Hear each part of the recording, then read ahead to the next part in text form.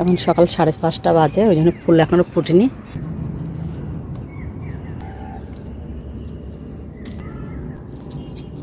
এই দেখেন ওই বেশি দিচ্ছি, জবা ফুল দিচ্ছে না এখন, আর নীলকণ্ঠ বেশি হয়ে যাচ্ছে। একটাই হয়েছে, আজ তাড়াতাড়ি এসছি। আমার লক্ষ্মীকে দিয়ে দেবো, এই একটাই নিয়ে যাবো, আর কিনে নিয়ে আইছি রজনীগন্ধা, না দুটো ফুটেছে। গোলাপ ফুলটা তুলে নিয়ে যাবো, ফুটে গেছে, তুলে নিয়ে যাবো। ফুলটা আজকে ঠাকুরকে দিয়ে দেবো, ফুটে গেছে যতক্ষণ। আর এই একটা আছে, আর এই একটা আছে।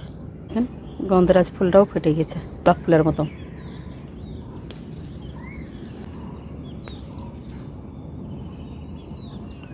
কালকে ঝড় বৃষ্টি হয়েছে এখানে, আমি দেখেন বৃষ্টি হয়েছে দেখাই যাচ্ছে। যাতে 7:30টার দিকে 8টার দিকে দেখেন চন্দ্রমল্লিকার গাছগুলো খুব সুন্দর হয়েছে। আর 3-4 মাস পরই পেকে ধরে যাবে। তুলি নিজের বেকার নষ্ট করে লাভ নেই। লঙ্কা গাছ মরে গেছে, গন্ধরাজ ফুলের সেন্ট বেরোচ্ছে। এই দেখেন ফুল এখনো ভালো ফুটেনি, এখন সকাল 7:30 বাজে। নীলকণ্ঠ ফুল আজ 42টা হয়েছে। শিবকে দেওয়া হয়ে গেছে, শিবের জন্য। কৃষ্ণকালীকেও দিয়েছি। এখন পদ্ম ফুলের পাপড়ি ছোটাবো, এক হাত দিয়ে অসুবিধা হচ্ছে। গোপালকে দিয়েছি গোলাপ ফুলটা, রামকৃষ্ণকে দিয়েছি গন্ধরাজ ফুলটা। পুজো করলাম আজকে বৃহস্পতিবার।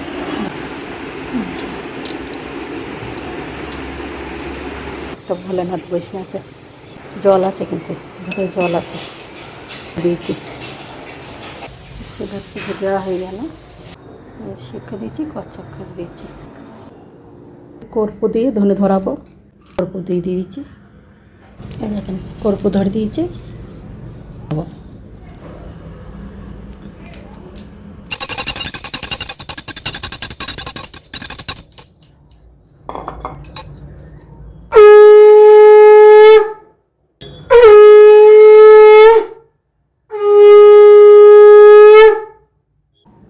দেখেন ধন্য জ্বলছে।